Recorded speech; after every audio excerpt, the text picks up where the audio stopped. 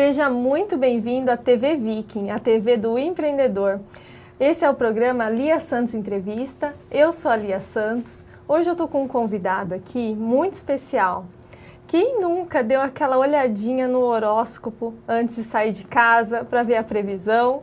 E hoje eu trouxe ele aqui para falar um pouquinho para a gente sobre isso. João Bidu. Oi, Lia. Muito obrigado pela sua presença. Eu sei que seu dia é muito corrido, mas arrumou um tempinho para vir falar com a gente. Sem dúvida. Vamos bater um papo com o pessoal, né?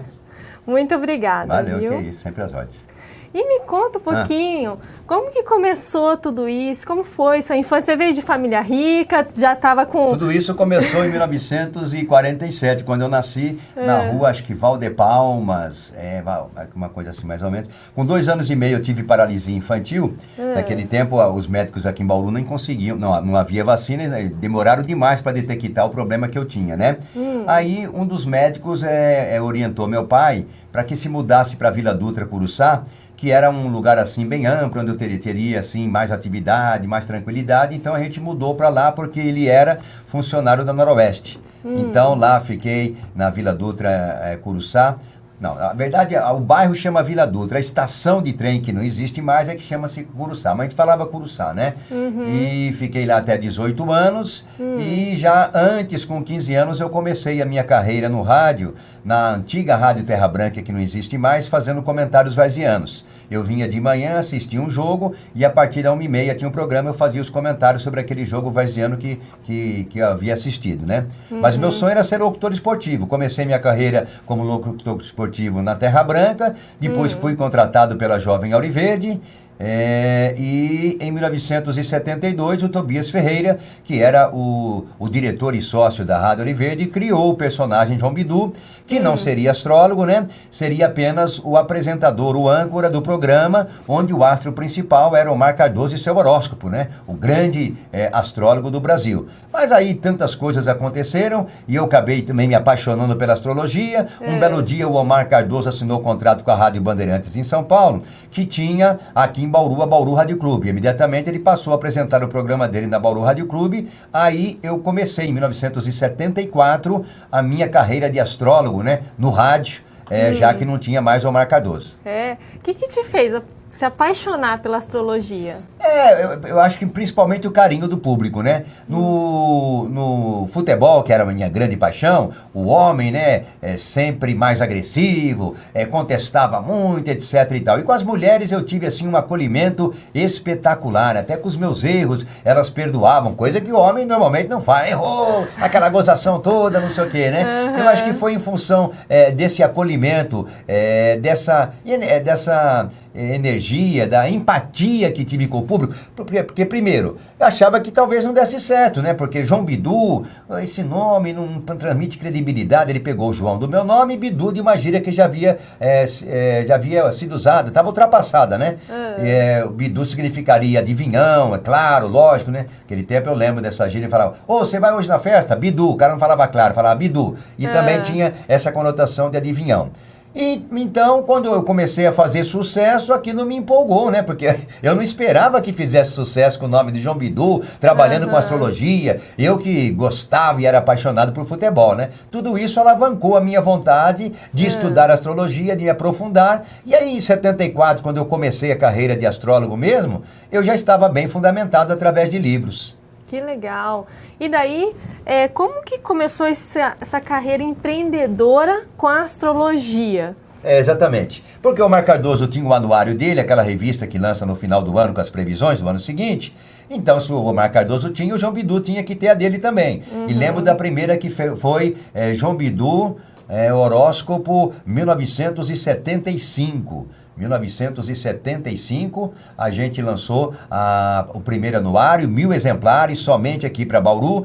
Depois, com o passar do tempo, eu comecei a apresentar programas em outras cidades também, até porque não demorou muito, o Omar Cardoso morreu, e ele tinha programa em várias emissoras. Essas emissoras ficaram órfãs, né? Umas contrataram o astrólogo X, Y, e outras contrataram o nosso trabalho para apresentar lá. Então, essa revista, no final do ano, eu lançava em Bauru, Jaú, Marília, Catanduva, São São José do Rio Preto, enfim, nas outras cidades onde eu tinha programa. Até que, em 1985, nós fizemos o nosso primeiro lançamento nacional, que foi o Anuário Astral 86 Sonhos e Simpatias. Mas o que marca mesmo é o lançamento da nossa primeira revista mensal, a Guia Astral, 18 de abril de 1986, que foi realmente um marco. A Guia Astral, acredito hoje, seja o maior case no segmento astrológico do ramo editorial do Brasil, porque ela começou com uma tiragem de 40 mil, chegou a uma tiragem de 300 mil exemplares, vendendo 280 mil. Realmente foi um sucesso estrondoso que eu não sei explicar.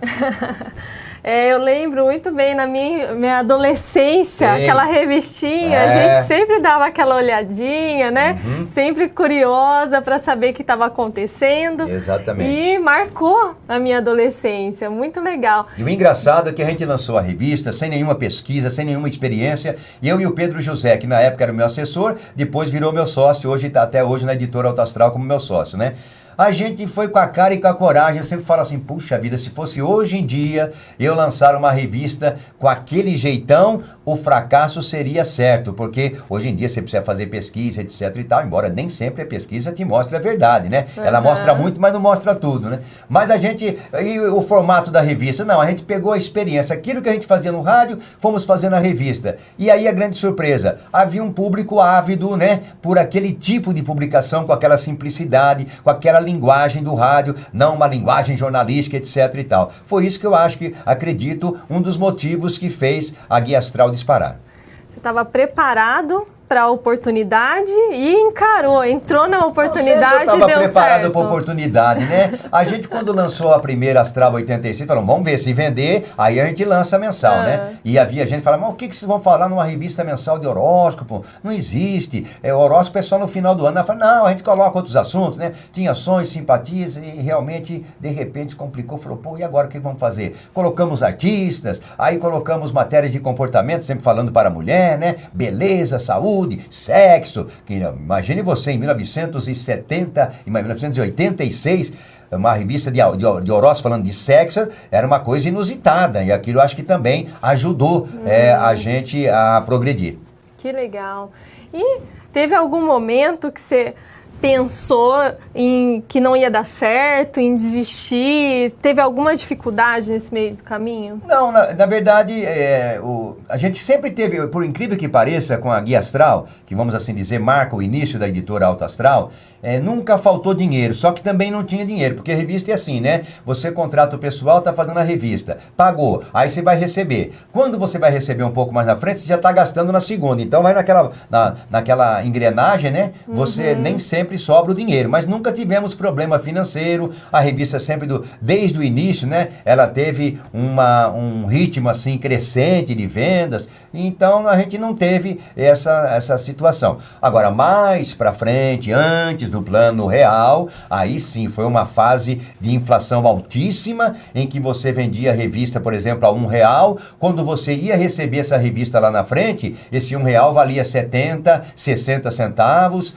Então, realmente foi um sufoco muito grande. E aí eu posso dizer, né, que se não fosse o plano real, certamente você não estaria me entrevistando aqui, porque a gente teria quebrado com certeza. Não daria. E o que te fez continuar? Porque você me contou também da história da paralisia infantil. Isso nunca te atrapalhou? O que te move, te motiva a continuar e não deixar essas coisas te atrapalharem? Não, traz limitações, evidentemente. Não vou falar para você, não. Claro que traz limitações. Hoje em dia, principalmente com 68 anos, eu tenho a minha resistência física é muito menor, não posso andar muito, etc e tal. Mas para o tipo de trabalho que eu escolhi, primeiro locutor esportivo, não tinha problema. Quer dizer, não tinha vírgula, porque chegava em determinados estados para ir na cabine e tinha que subir não sei quantos degraus, aí ia eu capengando e chegava lá, certo?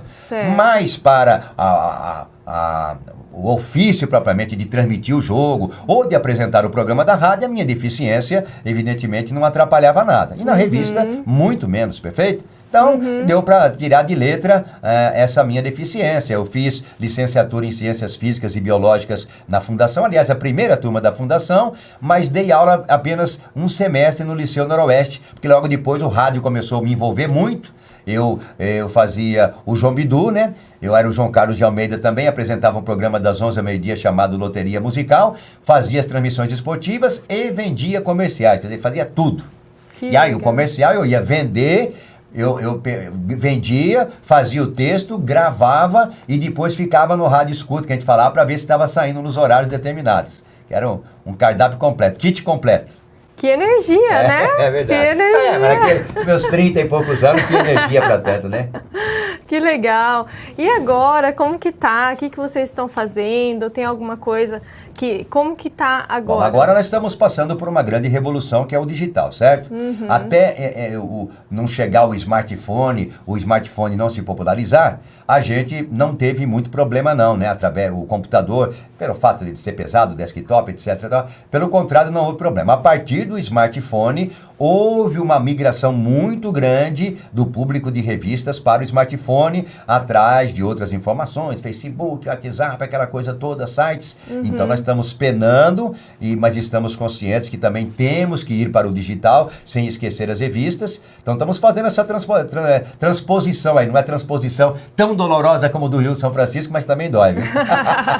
É mudança, né? Tem que acompanhar o mercado. Tem que acompanhar um negócio que você não conhece, plataforma diferente. Lá você encontra competidores que você não conhecia, mas que estão há muito tempo, que tem expertise, que tem know-how, né? Mas estamos na luta, estamos batalhando. É um novo desafio. Novo desafio, como exatamente. A nossa vida, Exatamente. Cheia de desafios. Mas muito grandioso, né? Muito grandioso. Vamos pegar no tempo quando a televisão surgiu, o rádio vai acabar, não acabou. Não, tudo bem, a televisão veio, realmente, ela ocupou, não acabou, mas ela encostou o rádio lá para um certo lugar, onde o rádio AM hoje quase não tem espaço, e as rádios FM, essas sim conseguiram atingir um espaço legal, só que como o rádio, o veículo eletrônico vive de publicidade, se você analisar hoje, quanto que se destina de verba publicitária no Brasil para a televisão enquanto para a rádio, então você vê, não matou, mas que deu uma empurrada legal, chega para lá certo. Mas a internet é um negócio muito poderoso, muito diferente, que ameaça inclusive a televisão,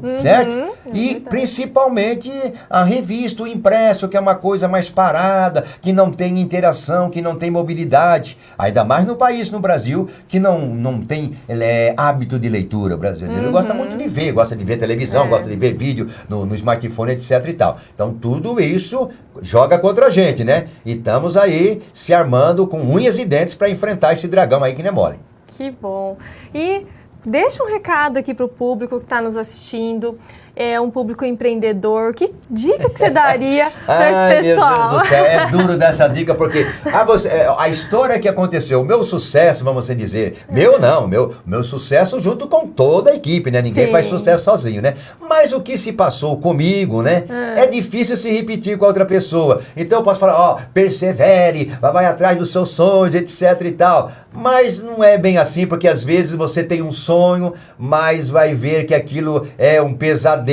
Quanto mais você vai em busca desse sonho, mais você perde dinheiro, mais você se enterra. Mas de qualquer maneira, eu acho que perseverança, dedicação, hoje em dia, né? Hoje em dia, estar muito bem informado e saber a hora de tirar o pé, né? A gente às vezes se apaixona por aquilo que você está fazendo. E está vendo que não está dando certo, as pessoas estão falando, mas você não consegue acreditar. Não, mas vai dar, eu vou fazer isso, vou fazer aquilo, vou pegar um empréstimo no banco, não sei o que, e vou colocar mais dinheiro, e acaba quebrando a cara. Você sabe que é muito grande a mortalidade de empresas que começam, certo? Porque muitas vezes acontece isso. Mas de qualquer maneira, como eu tive aquele sonho, muita gente fala, não vai dar certo, né? A revista de horóscopo, não tem o que se falar durante... Mas a gente se inventou, a gente criou e acabou dando certo. Então essa é a minha mensagem, né? Acredite, persevere, mas olhe lá, hein? Não passe dos limites. Muito bom. Valeu? Muito obrigada pela sua entrevista, viu? Obrigado. Muito obrigada a você que está nos assistindo. Se gostou dessa entrevista, compartilhe com mais pessoas e continue nos acompanhando nas próximas entrevistas. Um grande abraço.